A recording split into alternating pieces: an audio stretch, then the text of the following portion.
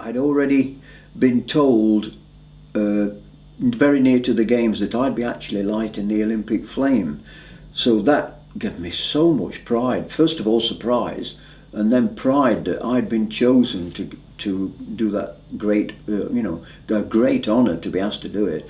And I just felt so proud. And so my mind was just full of lighting the Olympic flame, and I must not mess that up, and I've got to do it in a very professional, sportsmanlike way, and all the arrangements that were going on about that. And of course, I was already on the exec council at Stoke Mandeville, and I'd been for a few years, so I was spending a lot of time at Stoke Mandeville actually helping on the exec council to organise the games.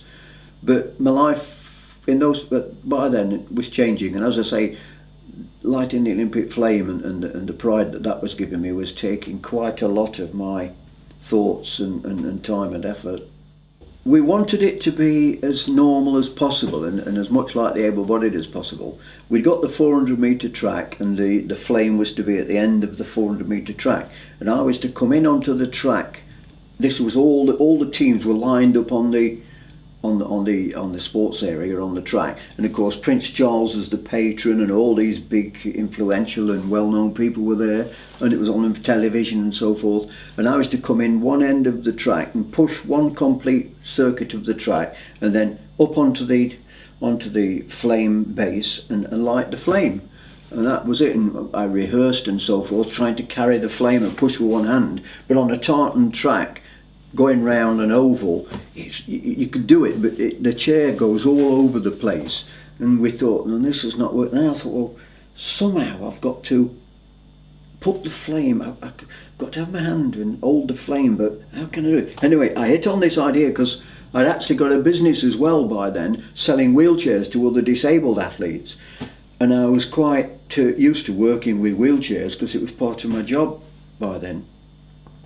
And I sketched out on a piece of paper for the engineer from Stoke Mandeville that they lined up to do all this sort of thing, like a holder for the flame, and then the pipe for the gas would come down my sleeve of my tracksuit, so I could hold the flame. But the bracket for the flame, there was a pole, and I welded it to the top of a caster where I got the flame on the right.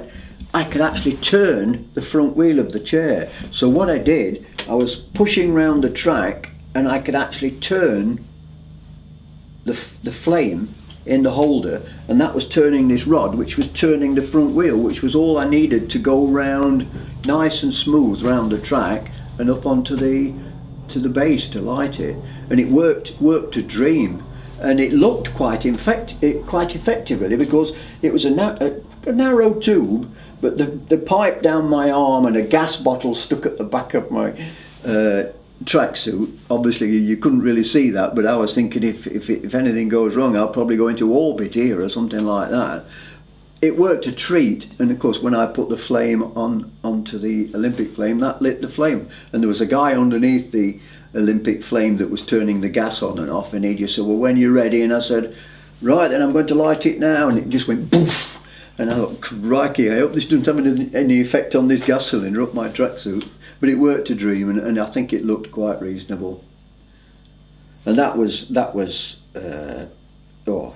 just a fantastic experience, to sit on that base at the side of the flame just before I put it into the Olympic flame itself.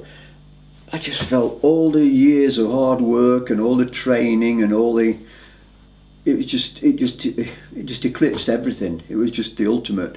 And then afterwards, everybody wanted to talk to you and ask you about this modification, and Prince Charles was asking me to just demonstrate it to him, and I was cocking up on the back wheels and twisting the tube and just showing how it all worked, and it made me feel so proud.